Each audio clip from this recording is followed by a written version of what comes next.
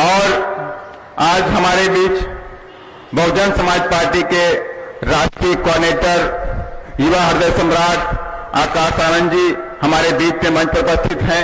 साथ ही आज इस चुनावी सभा में हमारे बीच में उपस्थित हैं स्टेट के कोऑर्डिनेटर पूर्व एमएलसी श्री रणवीर अशोक जी, प्रदेश के अध्यक्ष, प्रदेश के उपाध्यक्ष, प्रदेश के कोषाध्यक्ष, प्रदेश के महासचिव और साथ ही दूर दराज से आए हुए बहुजन समाज पार्टी के फॉलोवर, समर्थक गणों, बहुजन समाज पार्टी के सिपाहियों, कार्यकर्ताओं, आप सभी लोगों का मैं स्वागत अभिनंदन करता हूं कि आप लोग इस वक्त जो देश में कोविड-19 जैसी महामारी के बीच में भी आप लोगों ने समय निकाल करके कोविड-19 की जो गाइडलाइंस हैं उनको फॉलो करते हुए इधर बहुजन समाज पार्टी के समर्थक के रूप में आए हुए हैं। आप सभी लोगों का मैं स्वागत अभिनंदन करता हूं।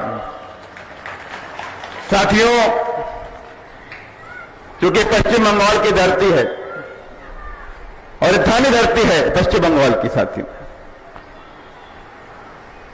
ये क्रांतिकारी धरती है पश्चिम बंगाल की। साथियों याद करिए वो दिन, इस देश के अंदर 1946 का दौर चल रहा था और बाबा साहब डॉक्टर अम्बेडकर इस देश की संविधान सभा में जाने के लिए प्रयास कर रहे थे, संघर्ष कर रहे थे।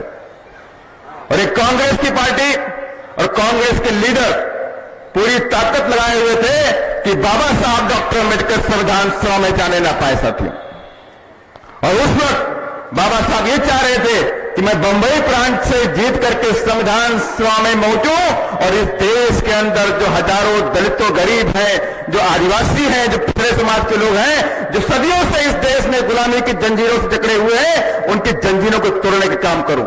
लेकिन कांग्रेस जान नहीं थी और कांग्रेस ने पूरी ताकत लगा दी कि बाबा साहब डॉक्टर अम्बेडकर को हम बंबई प्रांत से संविधान सभा में भेजने नहीं देंगे, साथियों जाने नहीं देंगे। तो धन्य है ये पश्चिम बंगाल के लोग, जयश्वर खुन्ना जो उस वक्त भारत का पार्ट था, वहां के नमोसूत्रा लोग, वहां के मुस्लिम समाज के लोगों ने बाबा साहब से रिक्वेस्ट किया कि बाबा साहब डॉक्टर अम्बेडकर आप हमारे यहां आ जाइए, हम आपको अपने हाथ जिता करके इस संविधान सभा में भेजने का काम करेंगे। साथियों, और धन्य है महापना जोगेंद्र नाथ मंडल जी और धन्य है मुकुंद भारती मलिक जी, जिन्होंने अपनी सीट को सेक्रीफाई करके बाबा साहब डॉक्टर अम्बेडकर को लेकर के साथियों आए और बाबा साहब जयसर और खुलना से चुनाव जीत गए। और ये बात कांग्रेस को अच्छी नहीं लगी साथियों, और साजिश के तहत कांग्रेस ने क्या किया, कहा बाबा साहब डॉक्टर अम्बेडकर आप जिस क्षेत्र से जीत कर आए हुए हैं वो क्षेत्र तो पाकिस्तान में चला गया, पूरी पाकिस्तान में चला गया। अगर आप मेंबर बनना चाहते हैं तो आपको मेंबरशिप छोड़नी पड़ेगी क्योंकि वो पाकिस्तान चला गया, आपको पाकिस्तान जाना पड़ेगा। तो बाबा साहब ने कहा कि मेरे लोग, मेरे समाज के लोग, मेरे गरीब जो साथ लोग हैं वो इस देश में रहते हैं, मैं पाकिस्तान जाके क्या करूंगा। जबकि पार्टीशन का रूल था कि जहां पर 50% के ऊपर मुस्लिम समाज के लोग हो गए उसको पाकिस्तान बनाया जाएगा और जहां से 50% के नीचे लोग हो गए उसे पाकिस्तान नहीं बनाया जाएगा।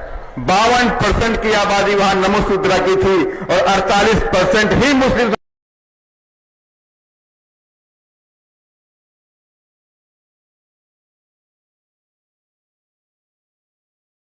समाज के लोग थे। लेकिन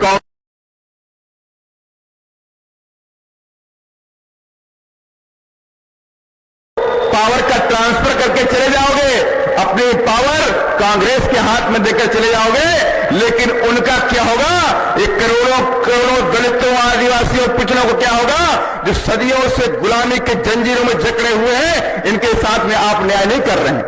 तो अंग्रेजों ने इस बात को समझा, बाबा साहब की बात को मान करके कांग्रेस से कहा कि जब तक आप बाबा साहब डॉक्टर अम्बेडकर को संविधान सभा में नहीं लाते हो तब तक हम आपको पावर का ट्रांसफर नहीं करने वाले। साथियों, तब जाकर के कांग्रेस सत्ते में आई और कांग्रेस ने अपनी एक सीट, पुणे की सीट MR जयकर के खाली करा करके बाबा साहब डॉक्टर अम्बेडकर को मजबूरी में संविधान सभा भेजने का काम किया। साथियों, तो इसलिए मैंने कहा ये धरती जो क्रांतिकारी धरती है और हमें ऐसा विश्वास है कि क्रांतिकारी धरती से ही बाबा साहब के सपनों को पूरा करने का बिगुल फूंका जाएगा। साथियों, आप सब ने देखा है देश के अंदर जो बाबा साहब का जो सपना पूरा हुआ, उत्तर प्रदेश के अलावा किसी और प्रदेश के अंदर आज तक बाबा साहब का सपना नहीं पूरा हुआ। उत्तर प्रदेश में माया बहन ने उत्तर प्रदेश में 4 बार मुख्यमंत्री बनी, तो 4 मुख्यमंत्री बन करके बाबा साहब की विचारधारा पर चल के बाबा साहब के सपनों को पूरा किया साथियों। लेकिन ऐसी आवश्यकता हमें हर प्रदेश के अंदर दिखाई पड़ती है कि हमारे बहुजन समाज के लोग आपको जगना होगा और जग करके बाबा साहब की विचारधारा को देश के अंदर लागू करना पड़ेगा साथियों, तब जा करके बात बनने वाली है साथियों। और बाबा साहब का सपना क्या है? बाबा साहब का एक ही सपना है, the capture the temple of power for your emancipation. आप इस टेंपल ऑफ पावर पे कब्जा कर लो अपने उत्थान के लिए, और जिस दिन आपने इस टेंपल ऑफ पावर पे कब्जा कर लिया उसी दिन आपके जीवन के सारे सुख आ जाएंगे, सारे दुख खत्म हो जाएंगे साथियों। और इसके लिए रास्ता बना दिया बाबा साहब ने, इसके रास्ते भी बनाए बाबा साहब ने। और बाबा साहब ने कहा है मेरे बच्चों इस बनाए हुए रास्ते पर चलो, आप इस देश के राजा बन जाएंगे। और रास्ते कौन से थे? बाबा साहब ने हमें उपदेश दिए हैं कि शिक्षित बनो, संघर्ष करो और संगठित रहो साथियों। Educate yourself, educate yourself.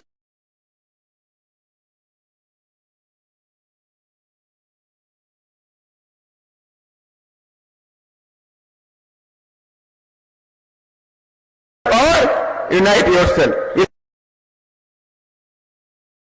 में अपने जहन में उतार नहीं पाए सकते। अगर इस बात को बाबा साहब की हम मान लें तो हम मानेंगे आप सच्चे फॉलोवर साथी हो। आज बाबा साहब के साथ साथ आज 11 अप्रैल साथियों है, और 11 अप्रैल के दिन महात्मा ज्योतिबा फूले के जन्म दिवस होता है, जिन्होंने आज हमें इस देश के अंदर शिक्षा का अधिकार दिया साथियों। और आज से 3 दिन बाद बाबा साहब का जयंती साथियों, बाबा साहब का जन्म दिवस साथियों है। तो कम से कम इन दोनों महापुरुषों की जयंती के बीच में पश्चिम बंगाल के अंदर चुनाव होने वाले हैं और चल भी रहे हैं साथियों। तो मैं आप सबसे चाहता हूं कि बाबा साहब की प्रण लेकर के बाबा साहब के सपनों को पूरा करने का प्रयास आप करेंगे साथियों, पूरी ताकत के साथ में अपने बहुजन समाज पार्टी के प्रत्याशी को जिताने का काम करेंगे साथियों। तब तो जाकर ये बात बनने वाली है साथियों, वरना क्या होने वाला है आप सब जानते हैं कि यहां पर पश्चिम बंगाल के अंदर लंबे समय तक कांग्रेस ने राज किया, और उसके बाद यहां कम्युनिस्टों ने भी राज किया साथियों, और इधर 2 टर्म में शायद ममता दीदी भी राज कर रही है। लेकिन उसके बावजूद भी यहां पर दलितों और आदिवासियों की स्थिति में कोई खास सुधार नहीं हुआ साथियों। अगर सुधार हुआ होता तो यहां पे गरीबी खत्म हो गई होती, बेरोजगारी खत्म हो गई होती, अत्याचार खत्म हो गया होता। लेकिन इस बहुजन विचारधारा को घर घर तक पहुंचाने के लिए हमारे YouTube चैनल को सब्सक्राइब करें, लाइक करें, कमेंट करें, शेयर करें और बेल आइकन की घंटी दबाना ना भूलें।